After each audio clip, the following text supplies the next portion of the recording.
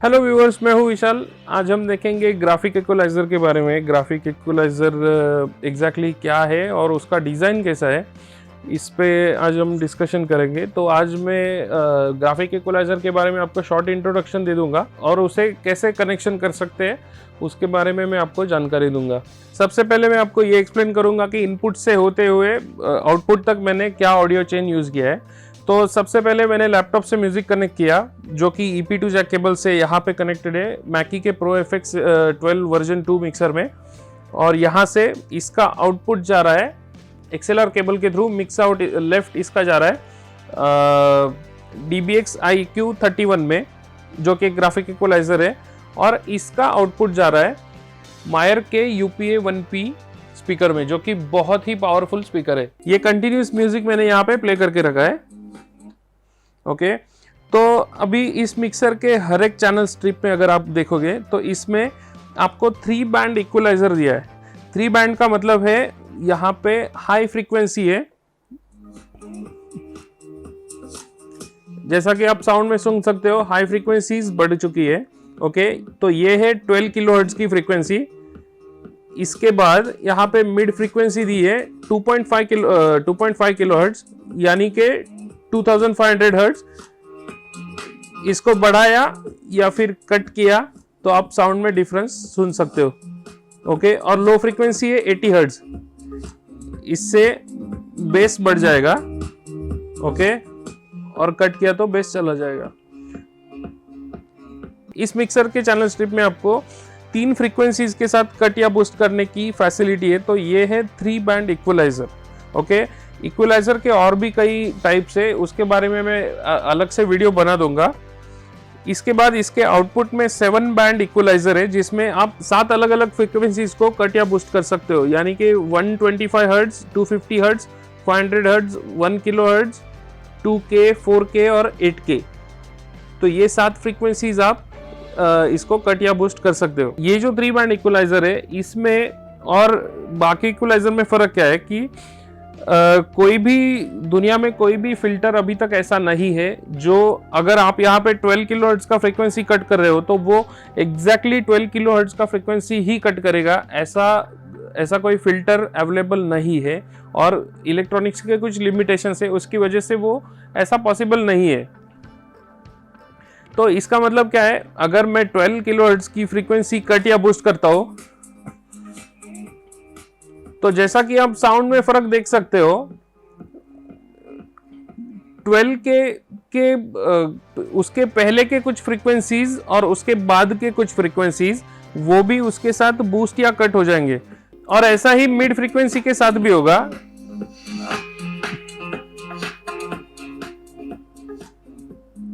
अभी ये मैंने 2.5K का मिड रेंज कट कर दिया। यहाँ पे आप सुन सकते हो मेरा लगभग पूरा मिड रेंज कट हो गया है। ओके, और सेम लो फ्रीक्वेंसीज के बारे में होगा। अगर मैं 80 हर्ट्ज को कट करता हूं तो साउंड में से पूरा बेस चला जाएगा, लो फ्रीक्वेंसीज पूरा कट हो जाएगा, और बूस्ट किया तो बहुत ज्यादा बूस्ट हो जाएगा। अगर मैं हाई फ्रीक्वेंसीज को कट या बूस्ट करता हूं, उसके लिए शेल्विंग फिल्टर रहेगा, जैसा कि आप स्क्रीन पे देख सकते हो। तो हाई फ्रीक्वेंसी का और लो फ्रीक्वेंसी का जो फिल्टर है उसको शेल्विंग फिल्टर बोलते हैं, और जो मिड फ्रीक्वेंसी के लिए फिल्टर है उसको बैंड पास या बैंड रिजेक्ट फिल्टर बोलते हैं। ओके, यहाँ पे लो फ्रीक्वेंसी 80 हर्ट्ज दिया है, लो फ्रीक्वेंसी के लिए 80 हर्ट्ज का फिल्टर है कट या बूस्ट। ओके, इसके बाद सीधा 2.5K का फिल्टर है। तो अगर मुझे इसके बीच में कोई फ्रीक्वेंसी कट या बूस्ट करना है तो मैं उसे नहीं कर सकता। सेम यहाँ पे मिड फ्रीक्वेंसी और हाई फ्रीक्वेंसी, इसके बीच में बहुत ज्यादा फर्क है। तो मुझे अगर 2.5K और 12K के बीच में कोई फ्रीक्वेंसी को कट या बूस्ट करना है तो मैं उस पर्टिकुलर चैनल के लिए नहीं कर सकता। हालांकि यहाँ पे आउटपुट में उन्होंने 7 बैंड का ग्राफिक इक्वलाइजर दिया है, जो कि मेन आउटपुट से कनेक्टेड है, और उसको आप स्विच कर सकते हो मॉनिटर के लिए। तो ये इक्वलाइजर मैं यूज कर सकता हूँ जिसमें थोड़ा ज्यादा उसका रिजोल्यूशन है, और यहाँ पे 125 हर्ट्ज के बाद 250, 500 इस हिसाब से कट या बूस्ट करने के लिए फ्रीक्वेंसीज अवेलेबल है।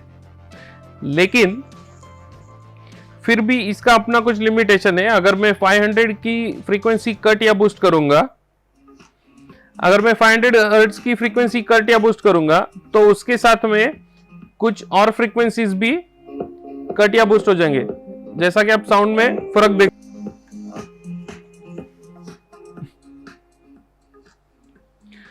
तो इसके बाद आता है ग्राफिक इक्वलाइजर। ग्राफिक इक्वलाइजर का डिजाइन कुछ ऐसा है कि हमारे जो ऑडिबल फ्रीक्वेंसीज है 20 हर्ट्ज से 20 किलो हर्ट्ज, अगर आप इसको कीबोर्ड पे देखोगे तो जो 10 ऑक्टेव्स होते हैं, म्यूजिक के 10 ऑक्टेव्स 20 हर्ट्ज से लेके 20 किलो हर्ट्ज तक जो कुछ फ्रीक्वेंसीज आते हैं उसी में पूरे डिवाइड होते हैं। और एक ऑक्टेव का मतलब क्या है, अगर आप कोई भी सी, जिसको इंडियन म्यूजिक में सा बोलते हैं, सारे गमों का सा, पहले सा का जो कुछ फ्रीक्वेंसी रहेगा तो दूसरे सा का फ्रीक्वेंसी एग्जैक्टली उसके डबल रहेगा। आप इमेजिन करो कि पहले सा का फ्रीक्वेंसी अगर 100 हर्ट्ज है तो दूसरे सा का फ्रीक्वेंसी 200 हर्ट्ज रहेगा, वो एग्जैक्टली उसको डबल करेगा और तभी म्यूजिक का एक ऑक्टेव पूरा होता है। तो ग्राफिक इक्वलाइजर का डिजाइन कुछ ऐसा है कि म्यूजिक के 10 ऑक्टेव्स को इन्होंने 31 बैंड में डिवाइड किया है, इसीलिए इसको 31 बैंड ग्राफिक इक्वलाइजर बोलते हैं। ओके, इसका मतलब है तीन फ्रीक्वेंसीज आएंगे पर ऑक्टेव में। जैसा कि आप यहाँ पे देख सकते हो, इसका पहला फ्रीक्वेंसी है 20 हर्ट्ज, इसके बाद में है 25, 31, उसके बाद 40 है। सो 20 से 40 तक मैं जब भी जाऊंगा तो यहां से यहां तक म्यूजिक का एक ऑक्टेव पूरा होता है। ओके, यहां से यहां तक म्यूजिक का एक ऑक्टेव पूरा हो जाएगा। तो इसके बीच में कितने फ्रीक्वेंसीज है, 1, 2 और 3, यानी कि एक ऑक्टेव को 3 फ्रीक्वेंसीज में, 3 बैंड्स में यहाँ पे उन्होंने डिजाइन किया है। आप यहाँ भी देख सकते हो 40 से लेके 1, 2 और उसका थर्ड बैंड जो है वो रहेगा 80 हर्ट्ज, यानी कि वो फ्रीक्वेंसी का डबलिंग फ्रीक्वेंसी। सेम आप यहाँ पे 80 के बाद 160 कहाँ पे इसका डबल फ्रीक्वेंसी यहाँ पे आप चेक कर सकते हो। तो म्यूजिक के 10 ऑक्टेव्स को इस हिसाब से 31 बैंड में डिवाइड किया गया। तो इससे क्या हो गया, हर एक ऑक्टेव में मुझे 3 फ्रीक्वेंसीज कट या बूस्ट करने के लिए मिल गए। तो इसका रिजोल्यूशन काफी ज्यादा हो गया। छोटे इक्वलाइजर में क्या होता था कि मुझे जो फ्रीक्वेंसी कट करना है उस फ्रीक्वेंसी के साथ जो फ्रीक्वेंसी मेरे लिए इंपॉर्टेंट है, शायद वो फ्रीक्वेंसी भी उसके साथ में कट हो जाता था, तो मेरा साउंड काफी डल या फिर टीनी या फिर मफल्ड ऐसा सुनाई देता था। अभी ग्राफिक इक्वलाइजर के साथ मैं क्या कर सकता हूँ, जो फ्रीक्वेंसी मुझे चाहिए उस फ्रीक्वेंसी को मैं कट कर सकता हूँ और उसके साइड में जो कुछ इंपॉर्टेंट फ्रीक्वेंसीज है वो पूरी तरह से कट नहीं होंगे। जैसा कि आप यहाँ पे देख सकते हो, अगर मैं 100 हर्ट्ज का फ्रीक्वेंसी कट या बूस्ट करता हूं तो साउंड में ज्यादा फर्क नहीं आएगा।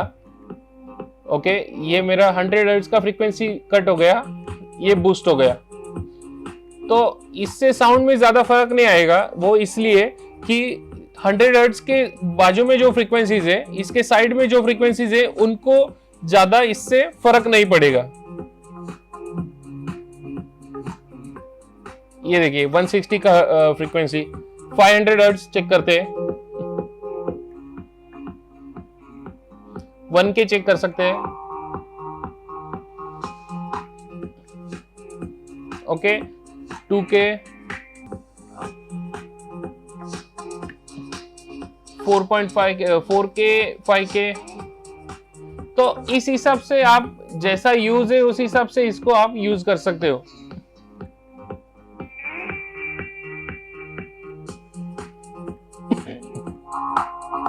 इसको ऑडियो लेवल दिया है, इनपुट गेन दिया है, तो आप इसमें इनपुट कितना लेना है वो भी आप यहाँ पे देख सकते हो, सेट कर सकते हो। यहाँ पे पिक लिमिटर भी दिया है, आपको अगर लिमिटर यूज करना है तो आप लिमिटर भी इसमें यूज कर सकते हो स्पीकर प्रोटेक्शन के लिए, जिसके बारे में मैं बाद में वीडियो बना के आपको एक्सप्लेन कर दूंगा। इसमें AFS भी दिया है, ऑटोमेटिक फीडबैक सप्रेसर।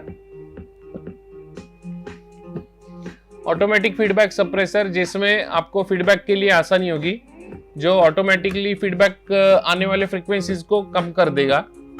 और EQ बाईपास भी है, अगर मैंने कुछ इक्वलाइजर के सेटिंग्स करके रखे हैं और मुझे सडनली वो बंद करना है तो मैं इसको बाईपास कर सकता हूँ।